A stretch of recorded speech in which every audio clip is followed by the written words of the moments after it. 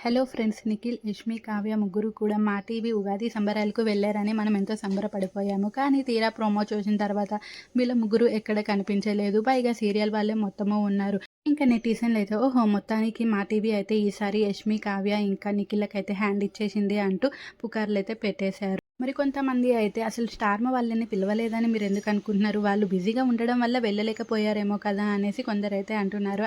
అయితే అదే రోజు కావ్య ఈటీవీలో జరిగిన అనగనగా ఉగాది సంబరాలకైతే వెళ్ళడం జరిగిందంట. అక్కడ కావ్య చాలా హంగామా చేసిందంటూ అక్కడ ఉన్న వాళ్ళైతే తెలుపుతున్నారు.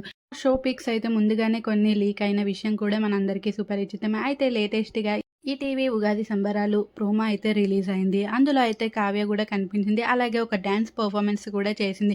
ఇంకా ఆ డాన్స్ పర్ఫార్మెన్స్ చూసి అయితే చాలామంది నెటిజన్లు కావ్యపై మండిపడుతున్నారని చెప్పవచ్చు.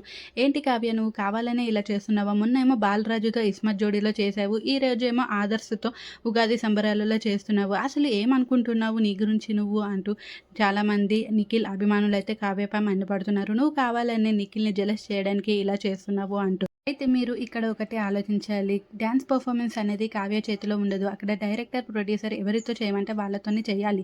అదే కాదు, నిఖిల్ కూడా చాలా డాన్స్ షోస్ చేశాడు. మరి అప్పుడు కావ్యతో చేయలేదు. కావాలని నిఖిల్ కావ్యని జెలస్ చేయడానికి చేస్తున్నారు అనేసి అనుకోలేదు కదా. ఎందుకంటే నిఖిల్, యష్మిలు కూడా డాన్స్ చేశారు స్టార్ మా పరివారంలో. అప్పుడు లేవని నోర్లు ఇప్పుడెందుకు లేస్తున్నాయని కావ్య అభిమానులైతే నిఖిల్ ఫ్యాన్స్‌పై మండిపడుతున్నారు. వాళ్ళు యాక్టర్స్, డైరెక్టర్, ప్రొడ్యూసర్స్ ఏం చెప్తే అది చేయాలి. వాళ్ళకి పేమెంట్ ఇస్తారు. అంతవరకే వాళ్ళ డ్యూటీ. ఈ మధ్య కావ్య గురించి ఈ న్యూస్ అయితే నెట్టింట్లో వైరల్‌గా మారిపోయిందనే చెప్పవచ్చు.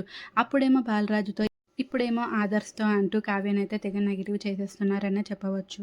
కొంతమంది అయితే కనీసం ఈటీవీ అయిన నిఖిల్, కావ్యని ఇద్దరిని కలిపి పిలవాల్సింది కదా అంటూ కొందరైతే బాధపడుతున్నారు. మరి మీ అభిప్రాయం ఏంటో కామెంట్ చేయండి.